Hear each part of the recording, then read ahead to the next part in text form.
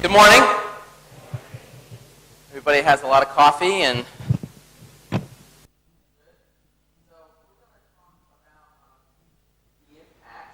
of social media and digital, the landscape that we see evolving. I want to point out, can I put my presentation? Is it up? If you have any questions, or if you want to tweet about this, it'll be very digital. How digital is now. Go ahead and use that as a tag for the forum. That way, if you have questions, we'll be able to look at those and see whether there's any information and be able to get back to you with those information you're about to put on. So the title of this is Media Landscape 2010, The Changing Source of Influence. And what we're seeing as a company and our clients are seeing is a tremendous shift in consumer behavior influencing the way that we do marketing. So what we end up looking at is how digital changing the way great marketing is done. I think that's an all interest to everybody in this room because we clearly have come from a very, very different place in the world in the last 50 years. Today we're moving to a whole new realm. I love this chart. I don't know if you've seen it before, but it illustrates sort of the change. If you look on one side in the 1800s all the way through 2020. As we look at this, we see the influence of local marketing from word of mouth, traditional, to newspapers, and radio entered the scene, what started happening in television. And then around 2000,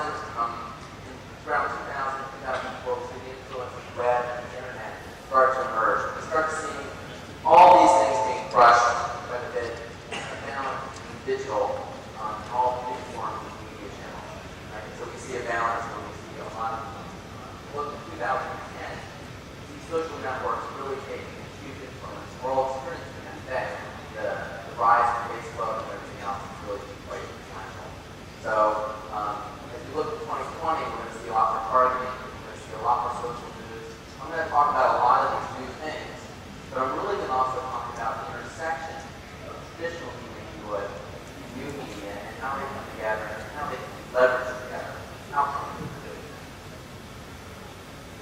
This is the only chart we'll see that's really about all the stats that are going on, but everything happens in one place and gives you a scale. Skype at 590 million. Facebook crossed over not too long ago to 500 million. I think the interesting around Facebook is that nobody's really expecting it to continue on a hockey trajectory. Just saw in India this past forklift, and my friends in the Netherlands are quite surprised to see Facebook overtake their social media with all of the Netherlands. Been dominant for years and years and years. Quickly shifting. They put on 1.5 million users out of those 6.7 that are on time. 1.5 million were added to Facebook alone in 1 month.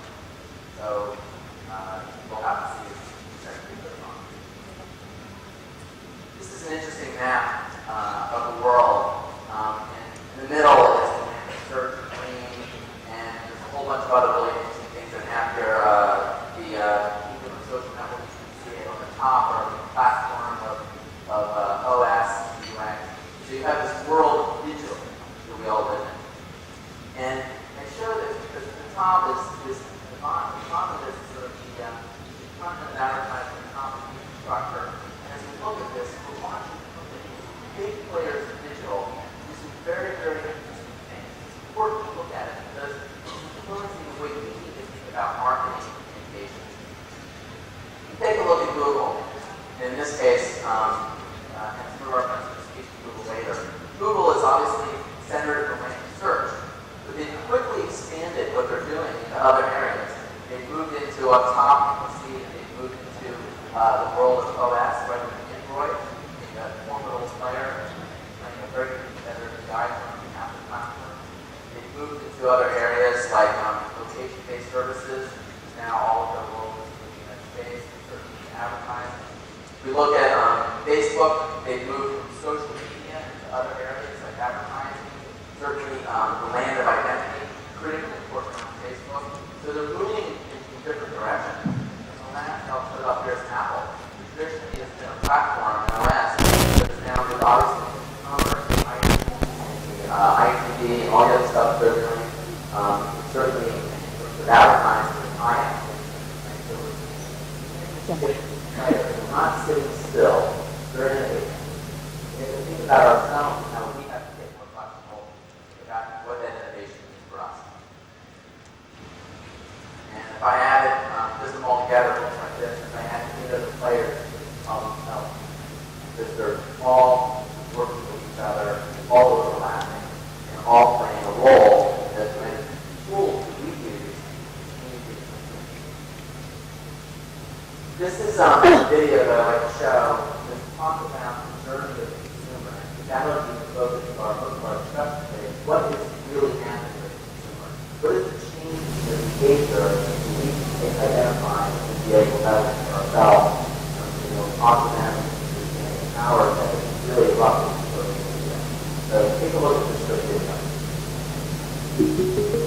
Meet Dave.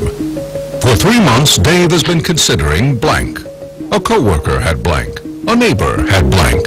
Dave decided he needed blank. But which blank? A standard blank? A platinum blank? Or a blank with all the blanks and blanks? So he Googled blank.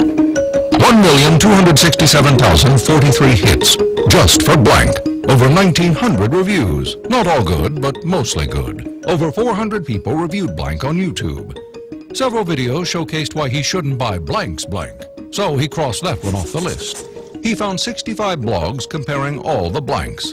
He thumbed through 4 of them, and finally narrowed it down to blank and blank. He posted a note about blank on Twitter. 14 responses within 2 minutes about blank.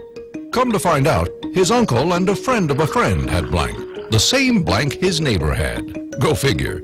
So later that week he asked the neighbor. Best blank of the bunch, he responded. Meet Dave and his new blank. He loves his blank.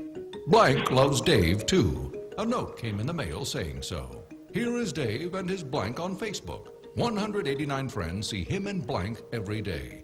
Dave just joined 28,045 others on a Facebook group who also love blank and is helping organize a local blank fest. Pretty good for Dave. He tweets about his blank. 89 friends see how much blank has made his life easier every hour. Sometimes blank even tweets him back.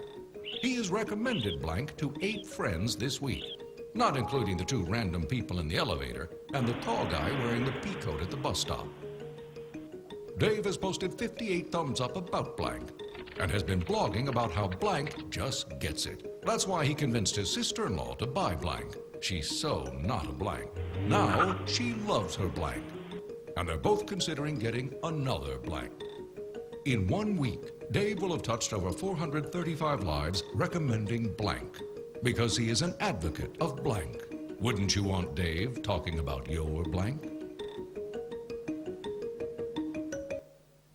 So that's probably the most important piece of film that we see here today. Because it really talks about the consumer journey. It talks about the way consumers really behave. And it's clearly a video you can see, and I think all of you experience, it's not just an online experience.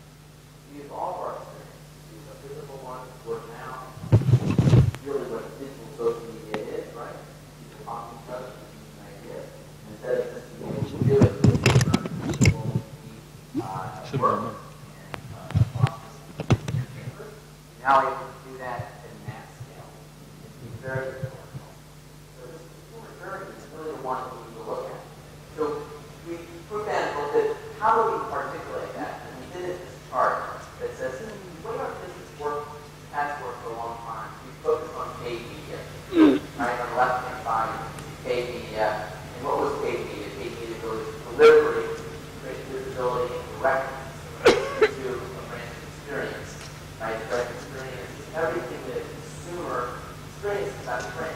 Packaging, it's retail environment, it's everything to do with the brand. And when they experience the brand, whether it's a bar of soap or it's a mobile phone or it's a restaurant, talk about your experience. You want to share it, like it, if they like it, tell others about it, and we do that all the time.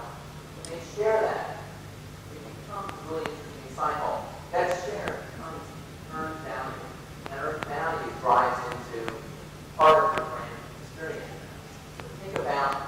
buy a car today without going online, doing research. You wouldn't necessarily go to an airline without finding out the seat who will the best seats, right? And how it goes on and on and on. We're going to talk quite a bit about that. This cycle, this ecosystem of own and earn, is the center that we have to really focus on the market. We have to understand what is the relationship that our brand has with the consumer. How do they feel about it? Is our message resonating? That's got to be the critical case. When they go and do this, the interaction with paid media is really important because as we introduce new communications, hey, say we're running a television commercial, the ones that we couldn't really tell for quite a long time whether that message was resonating.